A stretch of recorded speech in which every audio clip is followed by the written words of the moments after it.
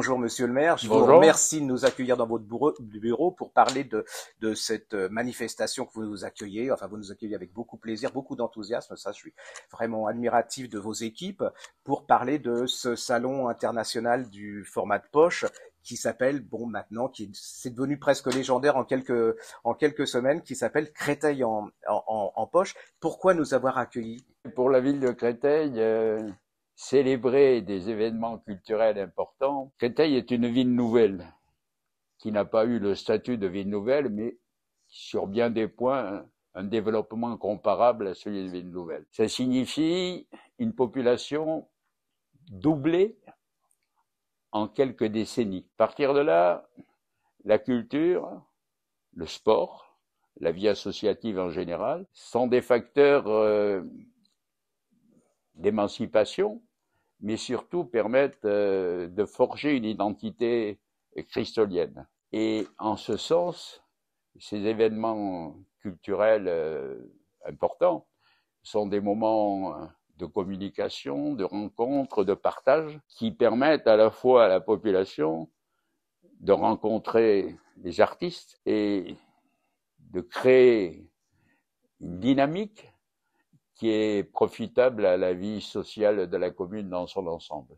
Vous avez un noyau culturel important, vous avez des médiathèques, vous pouvez nous en parler un petit peu? Nos politiques culturelles s'appuient sur des équipements importants. La Maison des Arts et de la Culture, qui a été créée par Malraux, le Centre national chorégraphique de danse, qui est un centre unique en région parisienne, le Conservatoire à l'École nationale de musique Marcel Dady, le Festival international des films de femmes, 2 salles de cinéma d'art et d'essai, la Lucarne et le Palais, et bien sûr un réseau de médiathèques très important avec le navire amiral qui est Nelson Mandela, qui accueille 100 000 usagers par an, 150 000 je crois même.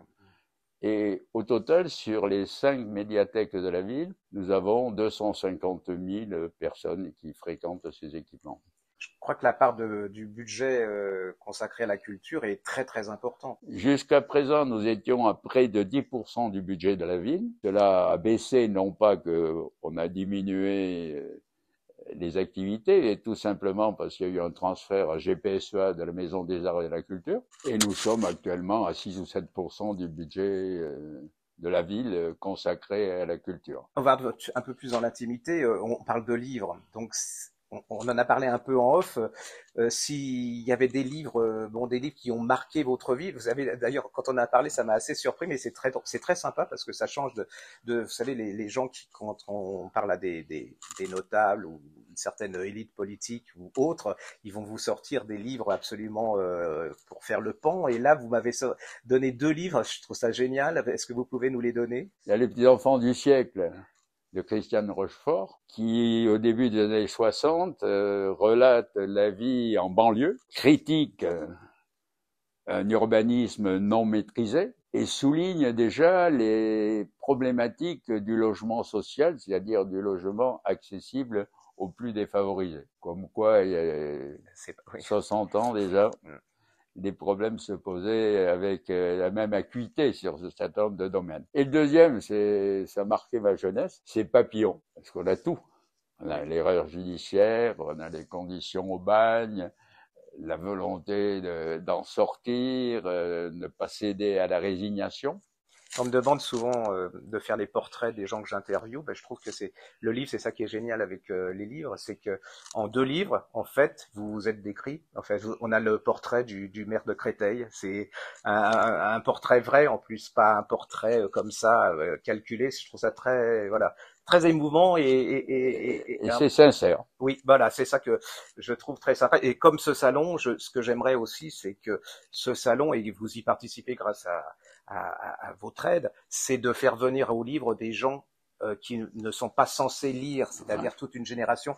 Comme dans votre ville, il y a beaucoup de jeunes, c'est une population très jeune quand même, et je trouve que votre acte est très important parce qu'on parle souvent de gens qui lisent déjà, et je trouve que le salon est fait pour des gens qui ne lisent pas. Tout à fait. Et je trouve que ça correspond bien à votre politique. Je pense que ce salon du livre de poche permet d'élargir l'offre culturelle à tout un public, notamment les plus jeunes. Il y aura des mesures spécifiques qui sont prises en direction de la jeunesse, mais aussi de manière plus large, vers une population peut-être moins aisée, qui, à travers le livre de poche, peut avoir accès à des œuvres littéraires de qualité à un prix modique. Ça ne veut pas dire que l'on sacrifie la qualité au populaire. Ça marque une volonté importante. Et ça montre aussi que le livre, ça peut être du plaisir, accessible à tout.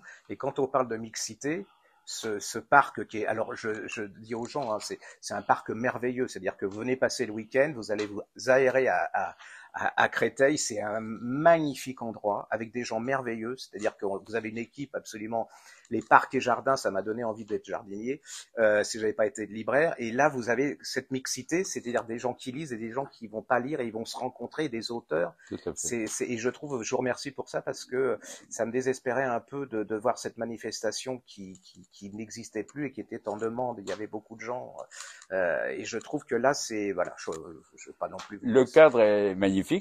C'est aussi un lieu un peu historique, par du Pérou.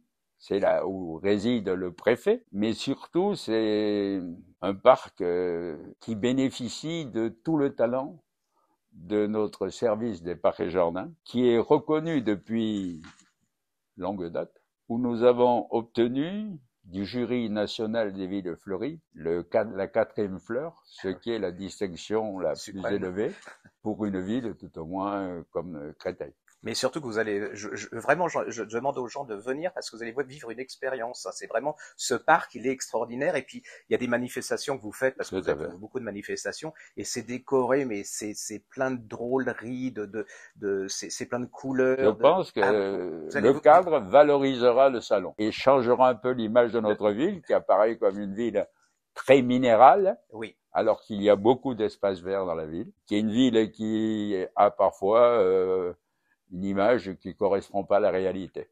Je vous remercie de cet accueil, je vous remercie surtout de votre soutien, parce que sans vous, il n'y aurait pas eu de salon, donc le livre peut vous dire merci, et je trouve que ça correspond bien à ce à l'ambiance de Créteil. Donc, je vous remercie de votre accueil, et puis j'espère que, j'en suis sûr, on se reverra au parc du Pérou le 28 et le 29 juin à partir de 10h. Merci beaucoup. Et c'est un grand bonheur de vous accueillir. Merci.